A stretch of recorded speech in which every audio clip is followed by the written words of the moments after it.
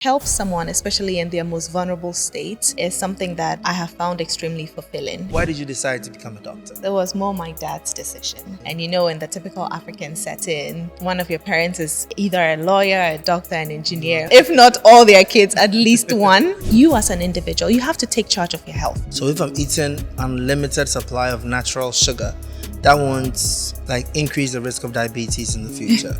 Too much of everything is what we spend a lot of time behind the screens. Sleep deprivation. Guilty. I have been guilty of that too. Let me not lie. Posture is important. Why does it almost feel like our mind is... So our cultural stereotypes, we need to really do a lot of education. We treat mental health and physical health in isolation. You're amazing, and give yourself a break. If you're running on autopilot, skipping meals, scrolling late, hunched over your desk, then this episode of Masterminds is for you. Dr. Vanessa Attikpui, medical doctor and founder of First Aid on Wheels, will expose the everyday habits that silently erode our health and show how simple changes can bring vibrant life back. Hi, Richie. How are you doing? I'm doing very well. Thank you. Oh, look at your pleasant smile. Thank you. Thank you. So I brought you here to lecture people. and I have to say, I've been a victim of this for a long time. Okay. I went a very long time seeing certain things as, it's fine. It's fine if I sleep at 2 a.m. and wake up at 6 a.m. It's fine if, I'm hunched behind the desk all the time and this and that. Until I started to learn what I was doing to my body. So I figured, okay, let's discuss this. Let's find a way to draw people's attentions to the things they could be doing that is shortening their lifespan or the quality of their life. So let's start with this. First of all, let me ask you a very redundant question that I'm sure you've been asked so many times. I'm listening. Why did you decide to become a doctor? Why did I decide to become a doctor? Well, thank you. I'd say it wasn't my decision to become a doctor. Okay. Yes, it was more my dad's decision. Ah. So I would say nurture is what has brought me this far. So my dad himself, he's a seasoned medical doctor. Okay. And in the typical African setting, if one of your parents is either a lawyer, a doctor, an engineer, one of their yes, if not all their kids, at least one would have to be in that profession as they are. And me being the only girl, so you can imagine the pressure. Yeah. So it was my dad's brilliant idea. Let me put it that way. Are you glad you caved into the pressure? Yes, I'm absolutely glad because the impact is good to see. Let me put it that way. Being the one to help someone, especially in their most vulnerable state, is something that I have found extremely fulfilling. And having found myself in this position, I can just see, or I have seen the impact that I have had on the number of persons that I have helped in that vulnerable state. So yes, it's been extremely fulfilling. Okay, then let's just dive straight in. Now, we're not going to save their lives in the hospital. Let's save their lives before they get there. What are some of the things that you observe people do on the daily that affect their lives without them knowing? Well, a couple of things. I mean, we've all been guilty of one or two things that we do on a daily that in the long run, medium to long term, would definitely affect our quality of life. Yeah. So sleep deprivation, we decide we don't have Guilty. I have been guilty of that too. Let me not lie. I've been guilty of that also until sometime last year where I decided to make a radical change to my sleeping schedule. So having a good sleeping schedule goes a long way to help improve the quality of your life. Also, hydration. We don't hydrate enough. Cheers. I guess it's time to take a sip of water. So we don't hydrate enough. The other thing is screen time. We spend a lot of time behind the screens, whether it's our mobile phones or the TV, our iPads. Now, gadgets have become a part of our daily routine. And so spending too much time behind the screen will definitely have an impact. I read that the average person, the normal person spends averagely 6 hours behind their screen every day. Can you imagine that? That's a lot of It's a time. lot of time. That is a lot of time. The other thing is also poor diet. So not eating the right foods will definitely impact your health in the long run. Wow. And physical activity. That's one we mostly don't like to hear it, but poor physical or minimal physical activity influences the quality of our lives. Let's start with physical activity. So, would you say is a necessity for everybody to exercise? Or when you say physical activity, do you mean, oh, I took a walk in the morning for 5 minutes around, like maybe from my kitchen to my bedroom? or does it need to be like I go to the gym? What level of physical activity? The other thing is screen time. We spend a lot of time behind the screens, whether it's our mobile phones or the TV or iPads. Now, gadgets have become a part of our daily routine. And so spending those, let's leave those for the bodybuilders and those who, the professionals, let's leave it for that. So the importance of physical activity is just more to keep your heart healthy, also to allow good circulation. And being sedentary, that is sitting down at one place, has its own complications. So physical activity helps to minimize that sedentary lifestyle. So taking a power walk, it can be a 15-minute walk in a day. Just take a good power walk just to release some endorphins or to just sweat. You know, it really, really goes a long way to help. So it's not about going to the gym and pumping those metals. Yeah. Right now, we live in a 10,000 steps world. Everybody's aiming to hit 10,000 steps a day. The pressure. Is it a necessity or 5,000 is fine, or, you know? I would say depending on your physical state. So there are certain persons that asking them to do 10,000 steps a day would be a little bit ridiculous. So maybe the geriatric population, like the elderly, extreme elderly, asking them to do 10,000 steps, that's just pushing it. So it's good to keep your steps up, but if you can aim for 5,000 steps a day, 5 to 10,000 steps a day as a young adult, that would be extremely beneficial. Okay. You mentioned diets. So let's be a little more specific. What are some of the wrong decisions people are taking when it comes to diet? Okay. And make sure you don't attack me because I get attacked very easily. Really?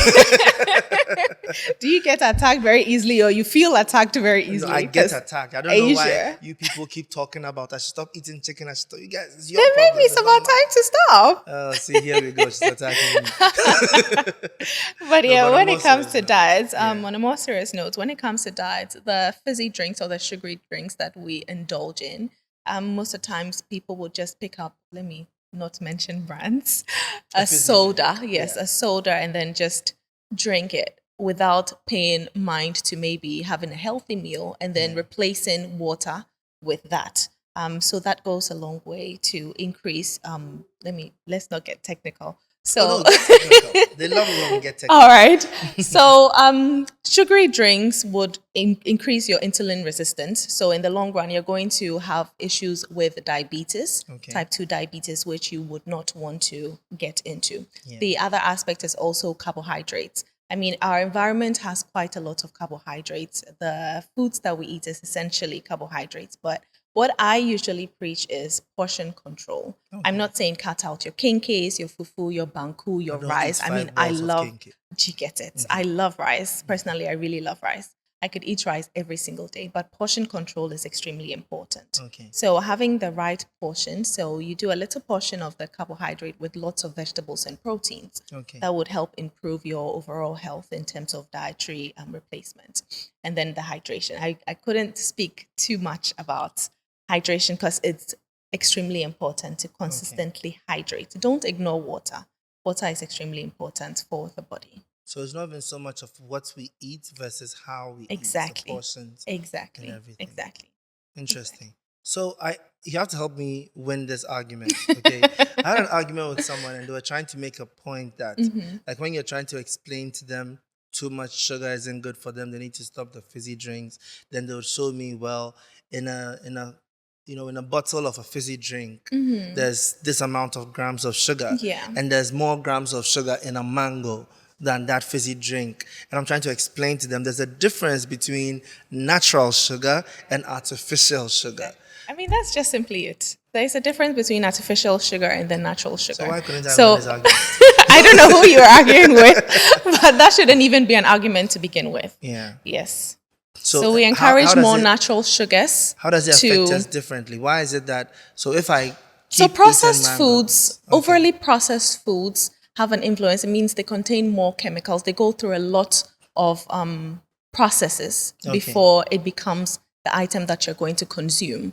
Whereas in a natural fruit, you're getting it's naturally, let me put it that way. It doesn't have to go through so many chemical processes to help store it. And it doesn't contain so many chemicals as compared to the processed sugars. So if I'm eating unlimited supply of natural sugar, that won't like increase the risk of diabetes in the future. Too much of everything is what is bad. Yeah. So it's about balance, about control. So I'm not going to tell you to binge on mangoes every single day. That would not be healthy because at the end of the day, you're going to overburden yourself with the mangoes that you're eating, and you're going to cut out the other sources of nutrients that you need as an individual to help boost your body's immunity. So let's always keep in mind that in as much as we're encouraging certain things, we should not overdo it, because in overdoing it, then we're going to cause problems. Yeah. So that means I can also overdrink water? Yes, there is something like water intoxication. So it's something that we should all keep in mind. So overdoing anything, too much of everything is extremely bad, and too little of everything is also bad. So still portion control. Balance, absolutely. What about the honey myth? Like, can I use honey as a substitute for my artificial sugar? Well, I would wish to answer that, but I haven't done too much of reading in that aspect, so I won't be able to speak on authority too much on that. Yeah. Okay. Then now let's move from diet and go to one thing that as a producer, artist, CEO, I've fallen trap. How does all the screen time affect us negatively? Because trust me, everybody who's watching this right now is going to argue with that. In fact, they're watching us on their screens. Exactly. It's like you are telling them to turn off their screens, but then here you are with a podcast asking them to watch. The conflict, eh? So too much of screen time puts a strain on your eyes. Okay. Yes. And also the blue light exposure, too much of that also puts a strain on the eyes. Okay. So we're looking at having a good balance. It's important to watch your screens. It's important to know what is happening in the world. But like I always say, too much of it is bad. So strain on your eyes and then too much exposure to the blue light would have an effect on your eyes. Too much of screen time would also create an imbalance in your sleep schedule. So, sometimes a person would be on the screen until 2 a.m., 3 a.m. until they're able to fall asleep. Then they'll be posting, why can't I fall asleep? Exactly. But then the reason you can't sleep is because you're posting, so it irregulates your sleeping pattern and also has a strain on the eyes with too much exposure to the blue light also. One thing too I was learning about was the excess dopamine hits, like especially with scrolling on TikTok and Instagram. The excitement, the laughter, everything. Exactly. Yes. So now it makes your other regular moments feel so dull that it leads to possible depression and low moments. Yes. And how do we and then that regulate feeling of being left out. Yes. So being intentional about how much screen time you would have goes a long way, or plays a significant role in regulating your dopamine levels. Some people would be so much on the screen that they forget the reality. It's exciting. These things are made such that you get hooked onto it. So you as an individual have to be intentional, extremely intentional. You can set an alarm, say, okay, maybe I want to scroll through my social media apps for the next 30 minutes, and then I'll give myself a 5 to 10 minutes break. So set an alarm. Allow your body to get used to this so that you don't find yourself being caught up in the moment of just scrolling without focus. And most people don't know this, but every social media app actually has that setting. Yes. It has a setting which will remind you maybe in 20 minutes or 30 minutes that It's you've been time on for to. too long. So log off. So even the people you are giving your attention to want you to leave for a bit. Come on. Okay, what about posture? Because I suffered this for a while where I had severe back pains and Yeah. everything. And they mentioned it was the stress compounded by my bad Posture. posture. Yeah. So how does that happen? So posture is important.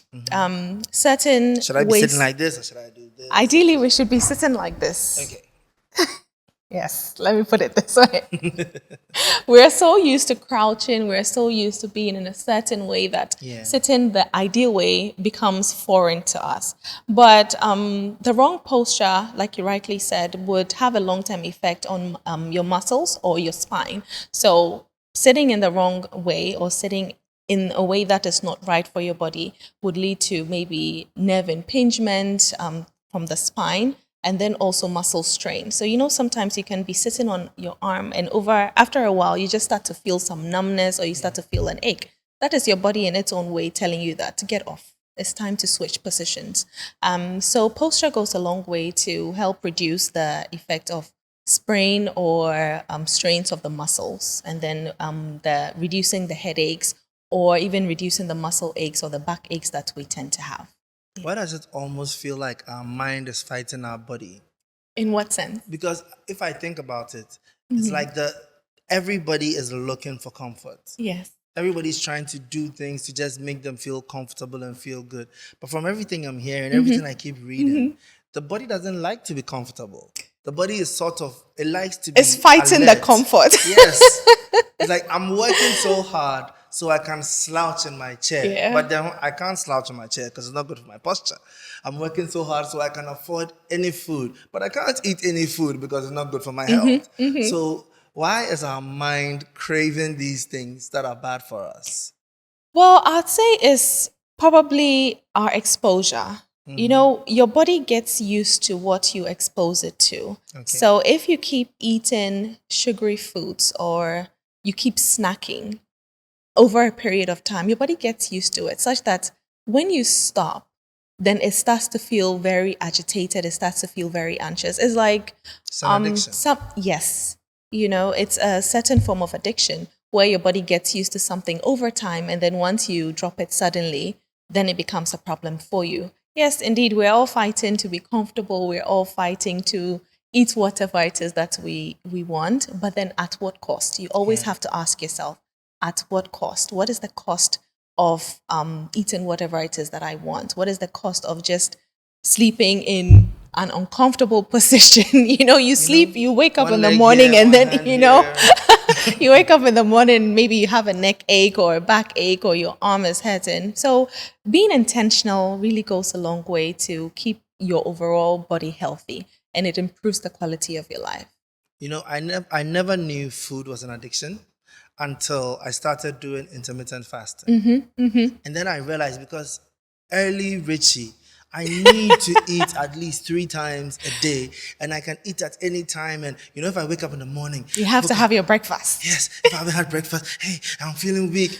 When I started intermittent fasting, I realized I actually don't need to. I can actually go 16 hours without eating, and my body is just fine.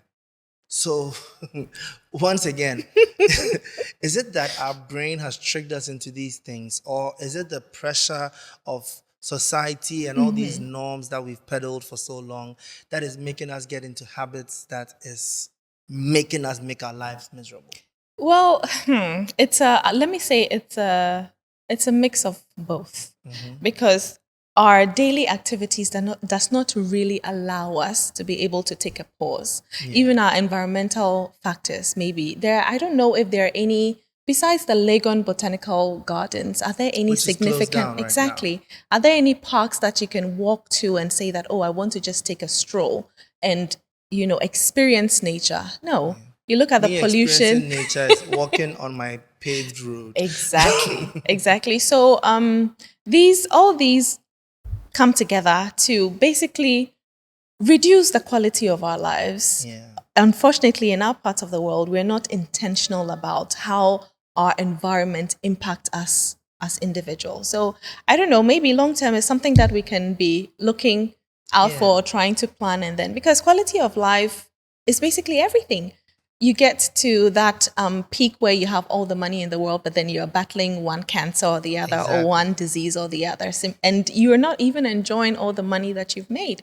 You can't wear the shoes that you want because, okay, you're having a foot ache depending on what you wear. So to what end? What is the cost of just doing anything? And I would say that we have trained our minds into accepting certain things. I'll go back to when I spoke about binging on sugary foods. Yeah. Over time, your body gets used to it. So once you take it away, then it becomes a problem. Yeah. So being intentional really goes a long way. I remember I went like 4 or 5 months without drinking any sugary drink. Okay.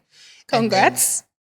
When I took a sugary drink 5 months later, I was like, oh my God, is this what I've always been drinking? Yeah. It tasted so sugary, but I got used to it again. But I'm off now. But you see, I have mixed feelings when it comes to medicine. Yeah. And this is my reason. Medicine is the best thing. The advancement of medicine has really enhanced our lives. It's increased, the average age of humanity right now and everything. But the life expectancy. Yes, the life expectancy. But I also believe that the dependency on that is part of why we've gotten so lazy with taking care of ourselves. Because we know we will be taken care of. There's something to... Yeah. If I sleep wrong and I have a headache, there's a pill. Just give me a painkiller and I'll be fine, Do you think we need to become a little more responsible personally and understand the fact that medicine is supposed to be in case of emergency and not like, I know people who are best friends with their pharmacists. Yeah. Because they always need to buy painkillers on their way home. Do you think it gets to a point where we understand, yes, in case of emergency, call your doctor? It literally says that, right? Yes. So why are we now living in a world where you have to go for monthly checkups? You have to, because we are not taking care of ourselves. How do we conscientize people to be responsible for themselves? Well, that is a full question. I know. I would say our culture also does not encourage us to do certain things. We, in our parts of the world, we do more curative medicine as opposed to preventive medicine. So you'd have people visiting the hospitals only when they're unwell, which is rather ideally supposed to be the opposite. You're supposed to have a routine doctor's visit depending on maybe your gender and then also the stage of life that you find yourself. So that if there is a disease that may be forming up, it would be caught early. There's diseases that we have, maybe, let me take diabetes. We have pre-diabetes and then diabetes. So having routine checks, you'd be able to catch it in the pre-diabetic stages so that you'd be advised on certain lifestyle modifications that would help improve your quality of life and then also prevent you from getting to that stage of diabetes. So I think sensitization, where we educate the public, we create a lot more awareness in terms of health. So people can visit the health facilities not only when they're unwell, but to prevent being unwell. I mean, certain things are basically inevitable. At a certain point, you will get unwell. Depending on your environmental factors, you will get unwell until you'd have to go to the hospital. There are people that you hear them say, oh, it's been 10 years I've not been to the hospital. It's not a flex, actually. It's really not a flex that you think it is. You have to have an intentional routine visit with your healthcare provider. Exactly. Some people will go to the hospital as 40 and it's now they know their blood group. Or now they know their standing HB or their routine HB, or now they know their sickling status, or it's something that would come up when they're 50 and then you'd find out that they have a family history of cancer. Or, these are certain things that you as an individual, you have to take charge of your health. For me, I say that when it comes to health, ignorance is not bliss, because at the time it hits you, it's almost as if... It's not going to say, oh, he was ignorant. Then you'd be like, fine. Oh, where did it all come from? You have not been to the hospital in the last 10 years. You know about us. Do you get it?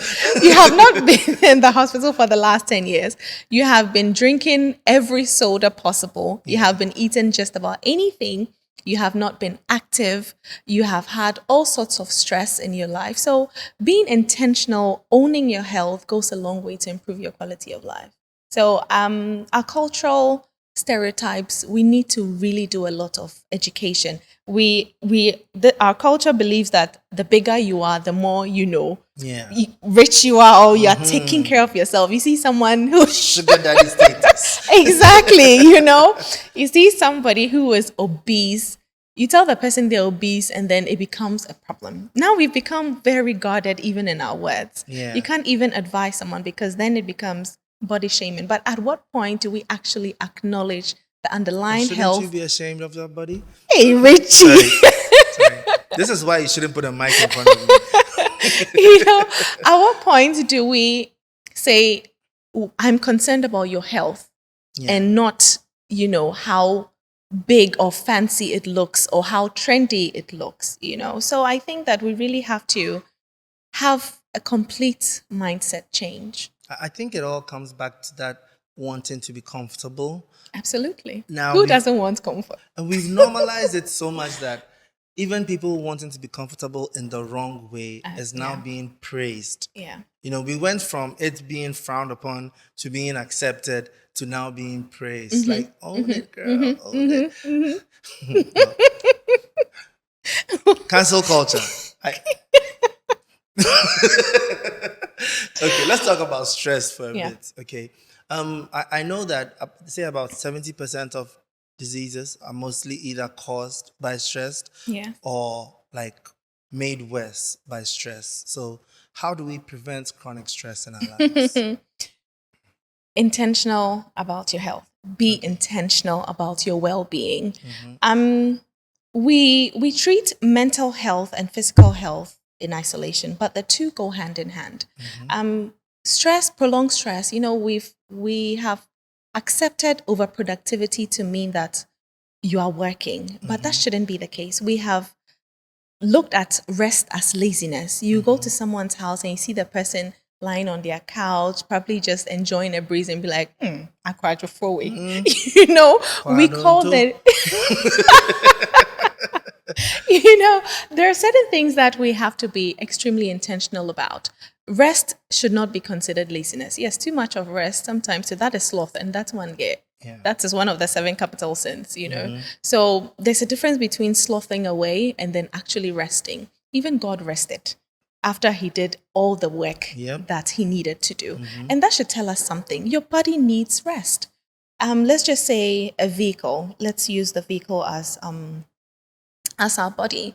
If you keep driving without taking breaks, what do you think is going to happen? It will be exactly. So that is the same as your body.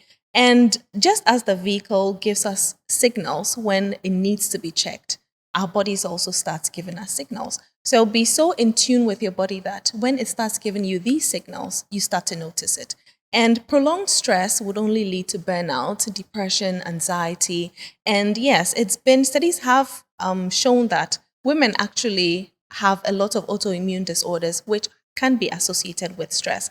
Because now we have women professionals who still have the burden of home care, raising a family. Double stress. Exactly. So the burden, and then they're taught to not complain. So keeping it all in eventually starts to have an effect on their physical health. Where did that mindset come from? That the person who suffers in silence the most is the cancel culture. We have to stop it. Let's stop it. So can I say whatever I want and they can't cancel me? I mean, we also have to be guarded in our words. Oh, fine. Season your words with salt, just as the Bible tells us. In everything, we have to be guarded. We have to be cautious. We have to apply wisdom. I could tell you something that is the truth, but how I would say it to you would probably hurt you or encourage you. So be intentional about how you relate also with other people. Yes, maybe you see someone, you're concerned about their health, you're concerned about their weight gain.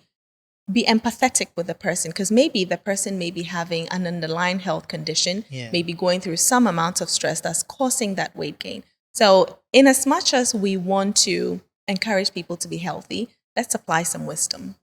So don't just blurt out whatever is on your thoughts. Let me put it that way. I promise. But I'm so glad you brought up mental health. Yeah.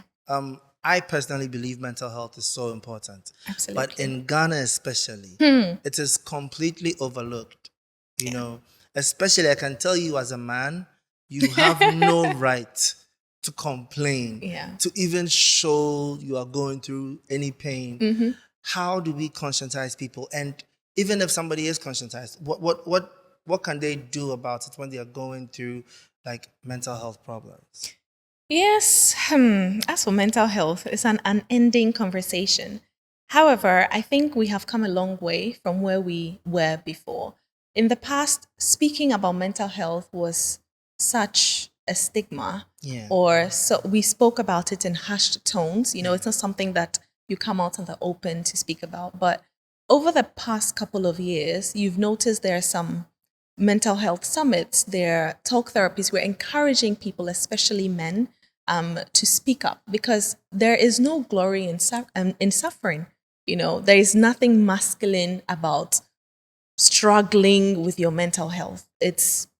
I personally, I feel it's the least form of masculinity. I believe that a man should be able to own their mental health once they're able to speak up and say that, hey, I need help. That is manly. And it's the same for women. Don't be ashamed to speak about your mental health related issues. We all go through issues, daily issues, which would have a strain on our mental health.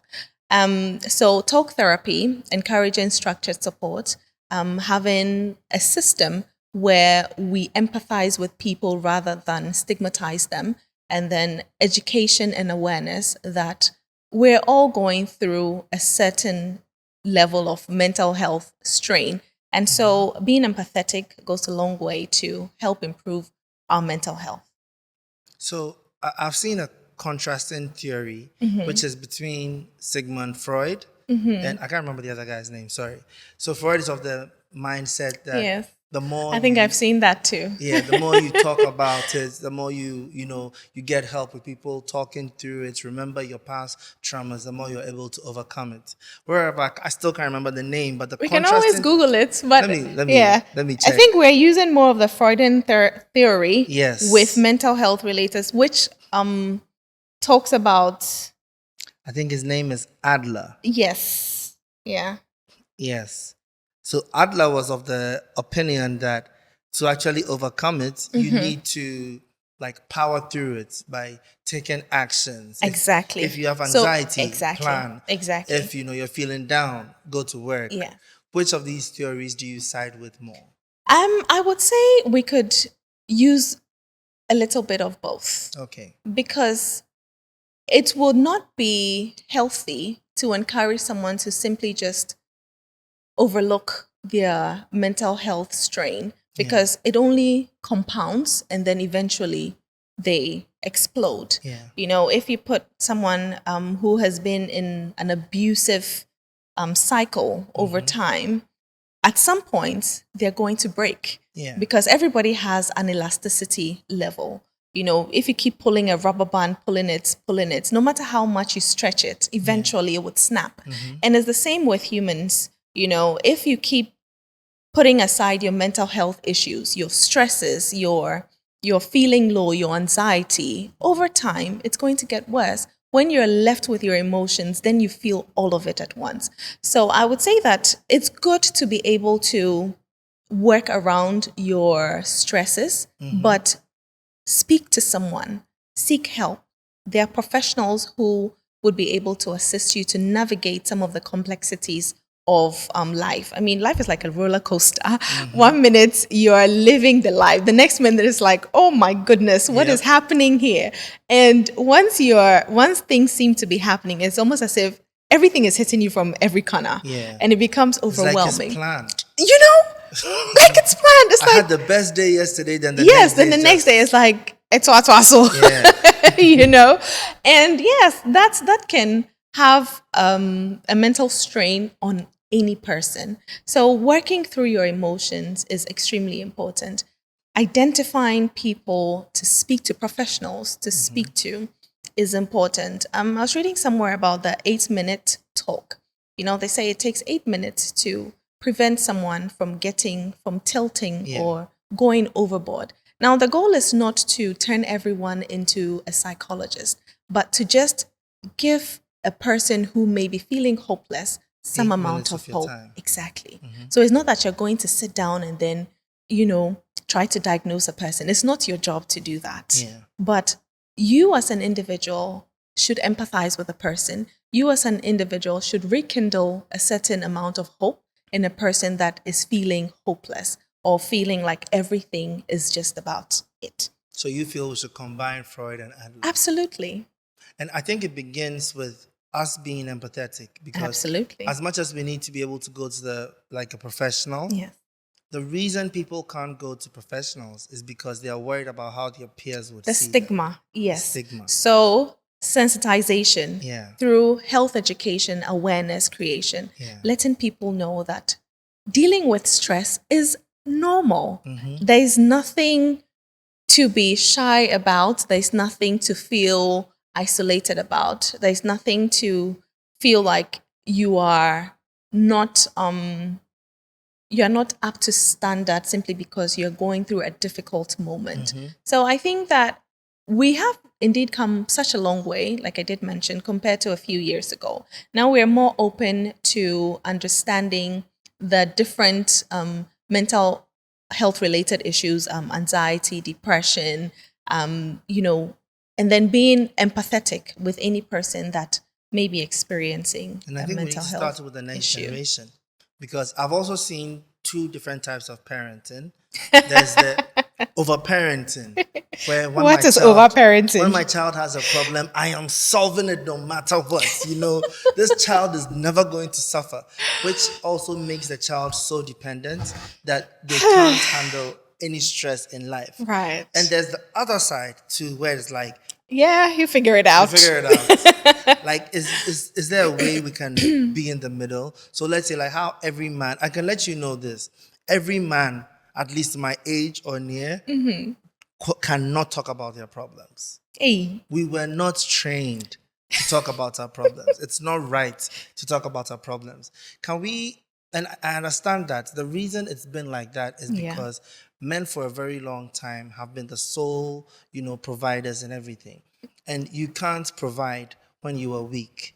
So when you are perceived to be weak because of certain things that society perceives as weakness. Actually just mean you can't provide when you are weak. Okay. But they assumed that if a man is able to air out his problems, he will become weak. Right.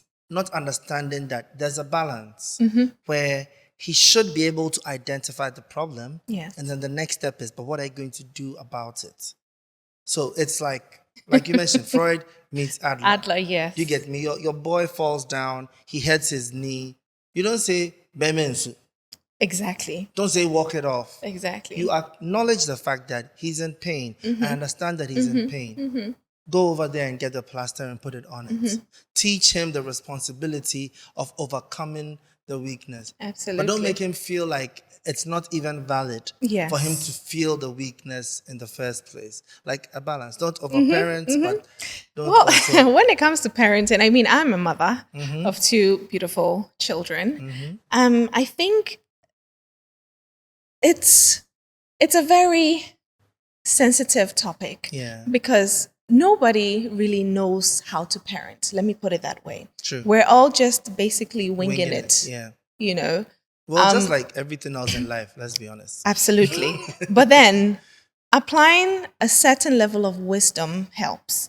Just like you rightly said, don't invalidate your children's feelings. Listen to them, encourage them, walk them through their emotions so that when they grow up as adults, they would learn to understand, sit with their feelings and work through it so that they don't become a burden on someone else.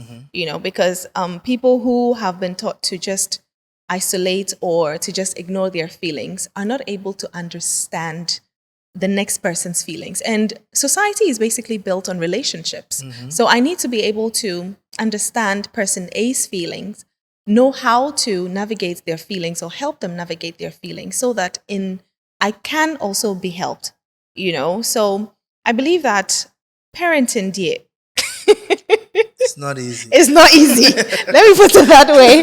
So we're all just trying our best. The hardest thing about parenting is, with most of the things that we do daily, we get close to instant results. Whereas with parenting, you are grooming somebody to be someone in 15 years' time. What if you got it wrong and you can't tell in the moment? Yeah, the pressure is definitely overwhelming. It can be overwhelming because you're just thinking this person's future depends on how I bring them up. How they treat their spouse, their friends, depends on how I treat them. So I would say that it starts with us as individuals because kids watch every single thing that we do. Every single thing that they do. And so if we are making the bad choices, then what would our kids do? So we don't have to ignore our own feelings. We need to understand our feelings, how we relate with ourselves as adults, setting boundaries, understanding ourselves. These are the things that our kids would pick up. The issue regarding people staying for the kids, in quotes, and then having separate happy homes, which is best. There's been a lot of comments or discussions in that regard where women are asked to stay in relationships, or let me say abusive relationships for the kids. But then what are you teaching the kids? It's okay to suffer. Exactly. It's okay to tolerate this. It's okay to put up with this. What are you teaching them rather than giving them the opportunity to have maybe a happy, healthy home as individuals? You're putting them in a state of constant fear. There are people that they'll go to their homes and then when their father is coming, then they'll be running because they don't even want to see him because they know that, hey, if he comes, he might not be in a good mood. He might not be this. We are adults. We have a better understanding of our emotions. We should be able to make informed decisions about how we regulate our emotions because at the end of the day, the kids would pick up on these things. So it starts with us. We need to do better as adults. First, we have to relate better with each other and then we relate with our kids because they would pick up on every single cue, especially the toddlers, the children that is under 5, the tweens. They're sponges. They're learning everything. They're sponges. And it is not until they get to a certain age and they say something, then you remember, oh my goodness, is this what I have exposed you to over this period? And by that time, it becomes a little too late to really change it. So we're grown. I believe that every adult at a certain point, you should take charge of your life. You should be responsible and then make the necessary changes where you see fit. Yeah. As you've brought up children, I need to ask you. So did you go through postpartum? I think everybody went through postpartum, so be specific with your question. Okay, did you go through postpartum depression? Depression. Who? Let me see. Did I go through postpartum depression? I think maybe you have to ask my father that question. Oh no, but you're self-aware enough to know. Absolutely. Yes, I did. I did go through some level of postpartum depression, especially with my first. It was all new motherhood, what was happening in a different country and stuff like that. So being there, and I remember we were waiting for some item before we could return to Ghana. So it felt like it was taking a little longer than expected. And so just that whole pressure, it was just, at a point, it was just me and my dad. And my dad being a medical doctor, I think that also really, really helped. Him being a medical doctor and understanding, yes.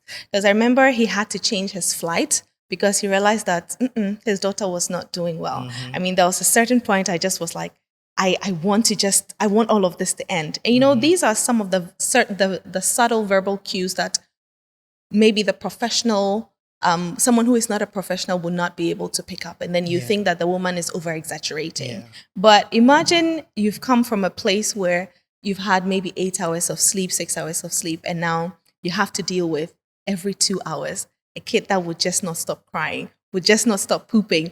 You have to be awake every 2 hours, every 1.5 hours. It's overwhelming on the mind. And then if you don't have the right support, then it becomes even more overwhelming. Your body is also going through several hormonal changes. Yeah. And that altogether can tilt quite a majority of women into postpartum depression and I really psychosis. wish, especially men, because women may probably go through it in their life at a point. Yes. I wish especially men would understand the medical parts behind it. Because I know a lot of guys who see a woman going through postpartum depression and think, oh, she's exaggerating. Or maybe, oh, she's too pampered, she's too spoiled. She's too Didn't your mothers do it? Exactly. Blah, blah, blah. Yeah. Can we try and explain it to them medically so that they understand it's not just a feeling, but it's hormones, it's things changing in you? Yes. So I had this exact discussion with a colleague of mine where we were talking about how back then the kids were raised as compared to now. Mm-hmm. Back then, kids were raised in a community setting. Yeah. Now we've become very isolated. On your own. Exactly. Yeah. You know, back then when a woman would give birth, she'd probably go to her mother's house for the first 3 months where the kid will be bathed for her. Yeah. She will be brought food. All she has to worry about is making sure the baby is fed. Mm-hmm. She's given the best of foods so that she eats and then she produces the milk that is necessary for the child. But now we have professional women who are having babies, who are living by themselves in a foreign land, or even here, they don't have access to that community support as our mothers did back in the day. Yeah. So the dynamics have significantly changed, and that influences the depression of the women that are going through postpartum in this moment. So I think that with the men, we have to educate them a lot. It starts with antenatal, you know, when the woman gets pregnant, that period where she goes to the hospital for her monthly or 2-monthly review to check on her and then the baby. We need to encourage the men to go with the women. We need to encourage our midwives. We need to encourage our nurses to speak to the men. We need to provide some sort of incentives for the men that show up, because we tend to give us chocolate. Exactly. We've come from a place where men used to be ridiculed for showing up or doing things that were considered womanly or feminine. But community-wise, it helps to regulate the woman's hormones, because your wife is going through a lot. And giving her that support, and definitely it's also a significant change for the man also, because some women would have severe, maybe nausea, vomiting. Yeah. I mean, I had that. I had severe hyperemesis gravidarum is what we call it.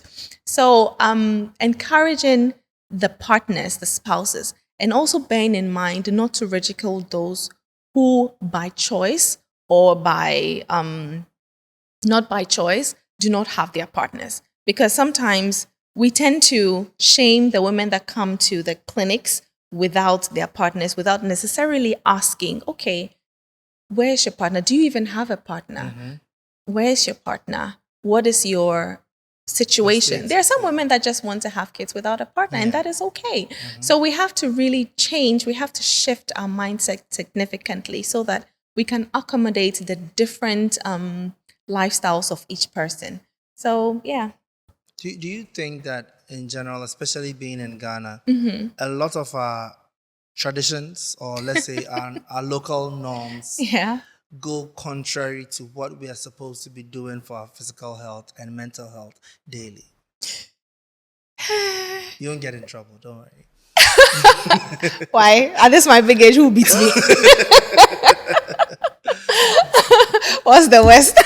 Anyways, yes, our cultural ideologies definitely influences our physical and mental health. I did mention initially about some of the things, such as seeing someone who has gained weight. We consider being obese as a sign of healthy or good lifestyle. Yeah. We consider someone who is constantly taking the elevator as someone that is bougie, or we consider someone who is always in their vehicle as bougie. So some of these cultural stereotypes we need to make do, or we have to eliminate them so that we can encourage people to use the stairs when they can, take walks, reduce their binge eating, their carbohydrates, so that they do not overly gain weight, and then also encouraging them to have routine visits at the health facility. So cultural stereotypes influences significantly our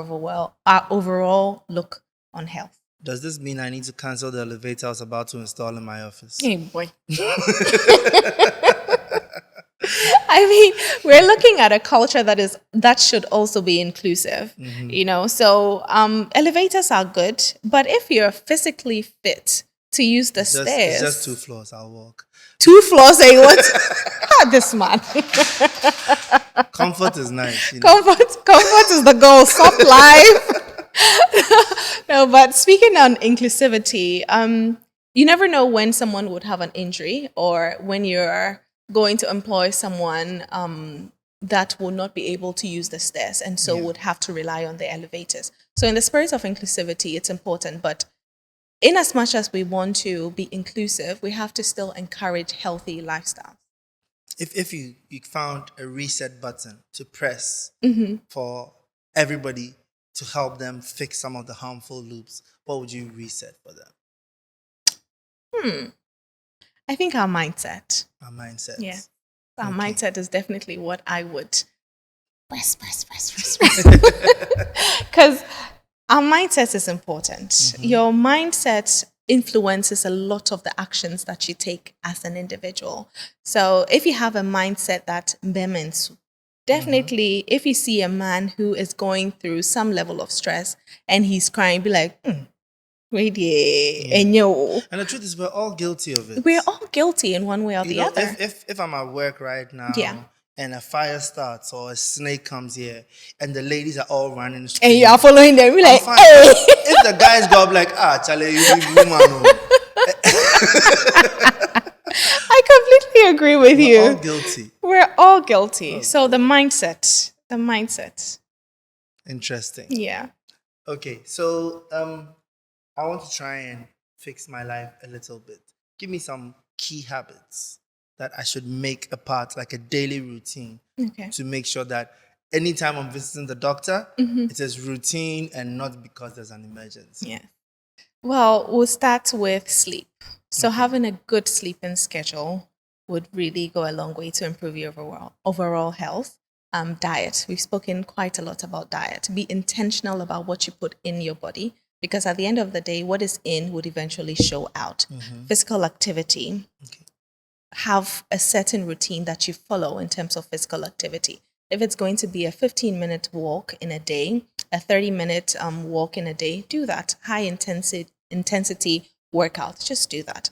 And then hydrate. Don't exclude the water. It's been a while since I sipped. Richie Mensah. Now I have an excuse to just keep drinking water. Yes. So hydrate. And then be empathetic. I think live life lightly. Laugh a lot. Let me put it that way. Yeah. Be intentional about your boundaries also. You are always smiling. Thank you. Let's talk about that. So when I learned I've always believed in mindset and everything, but I just saw it as, woohoo kind of thing. But when I learned about placebo effect, and how somebody can heal themselves just because you can trick your mind by just simply laughing. Yeah. Yeah. So then could it be that we can be healthier if we have a positive mindset about our health? Absolutely.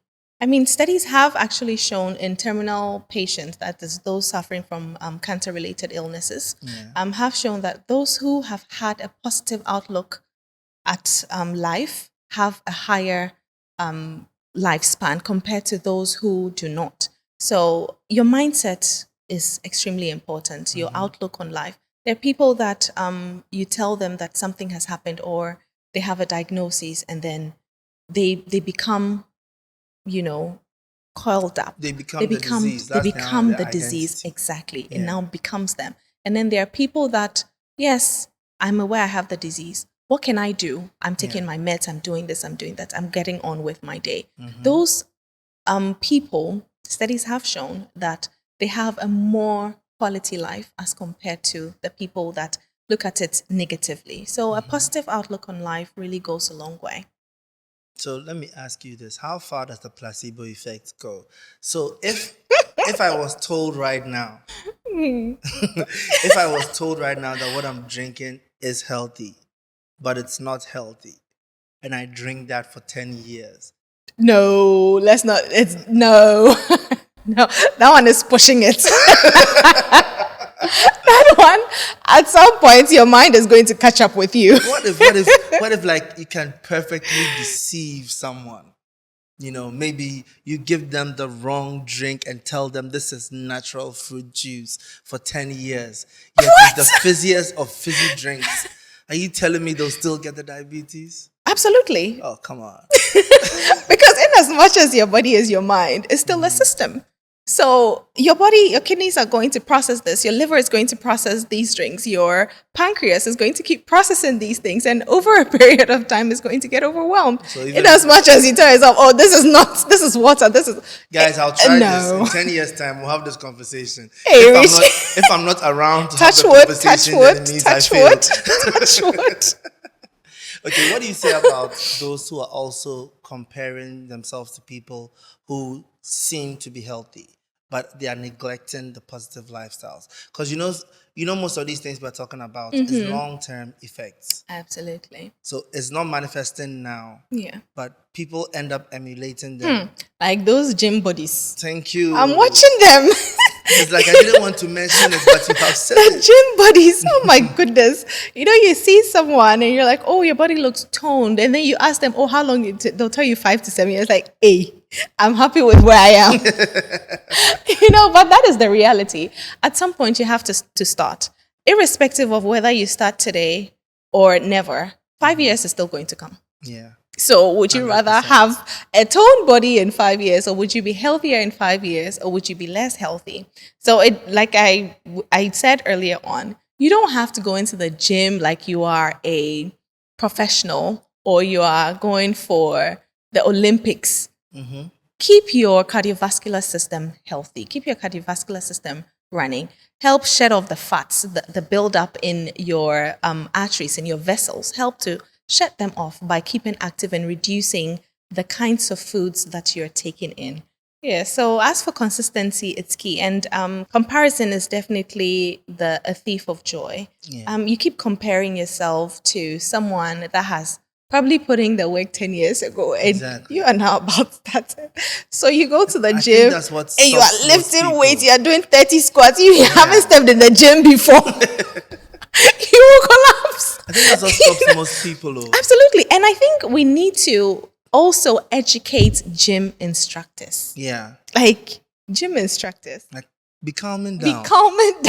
I just came. I just came. You're asking me to do 50 reps.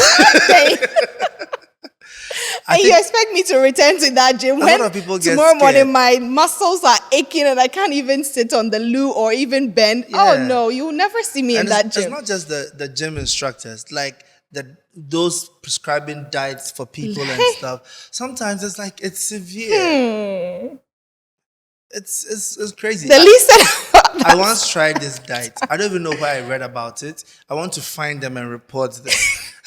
I tried this diet sometime, which said eat 10 apples only the whole day. Why? So I woke up at 7 a.m. By 11:30, I had eaten 5 apples and I was about to collapse. You'll be shaking.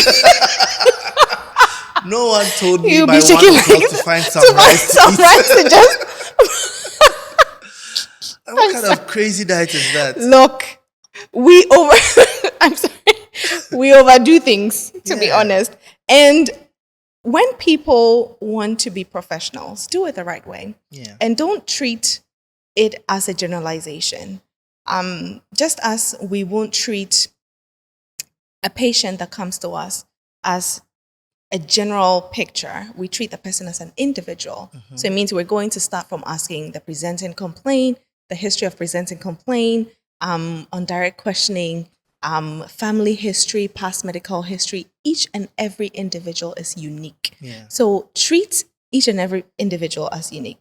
So the professionals, the gym instructors, the nutritionists, the dietitians, let's ask questions, ask a lot of questions. Find out maybe what underlying issues the person might be having that may be causing them to gain a little bit more weight or losing more weight than usual. Asking these questions would help influence how we structure a lifestyle for them. So, it's something that we just literally joked about going to the gym, and then first day in the gym, you haven't been to the gym before. Crazy. Then your gym instructor tells you to do 50 squats. You finish and it's like, why? So let's be intentional. Just because I have that boost of adrenaline in that moment to be able to maybe lift 150 kg of weight does not mean I should do it. Come back the next day. Do you get it? Do you get it? And also, it's going to put a lot of strain on your muscles. Yeah. And if a person is first time in the gym, the person has not been to the gym before. Yeah. They want to start a healthy lifestyle. Start small and build up. Be consistent. Yeah.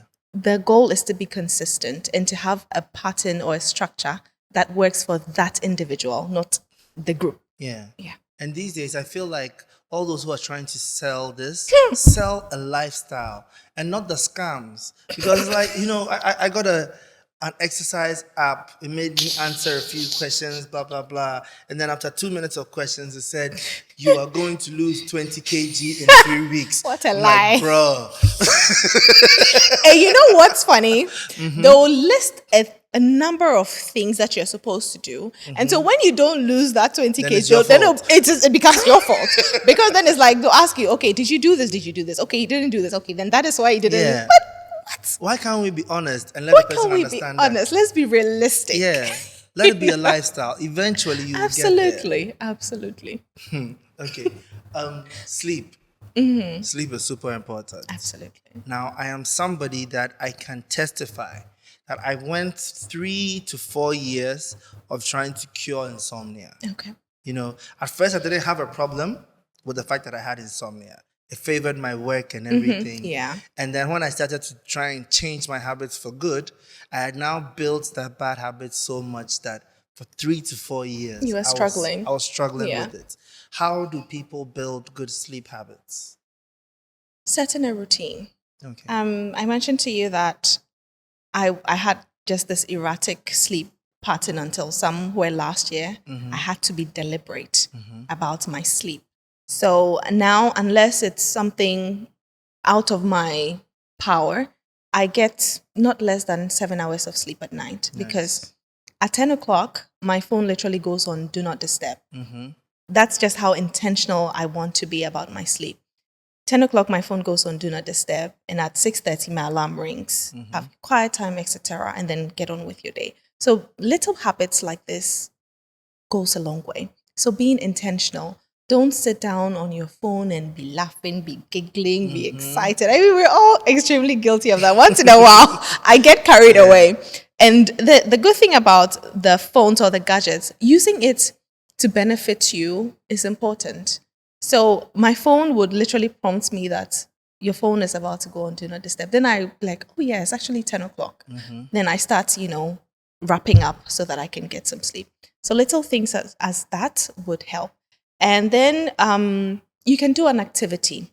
Okay. Maybe if you find yourself having difficulty sleeping at night, you can do your walks in the evenings rather than in the mornings. Okay. So, or in the afternoons. You just do your walk in the evening so that you can get some level of, fatigue kick in so that you can sleep. And then having a warm shower would help to release that melatonin in your body so that you can get some good sleep. So and then, warm shower. Yes. So that contrast shower thing, is it a myth or what contrast shower? Contrast shower where you shower with warm water, step out for a second, turn it to the coldest level, step back in, let the cold hit you right after. I think that's best for the mornings when you're trying to wake your body up.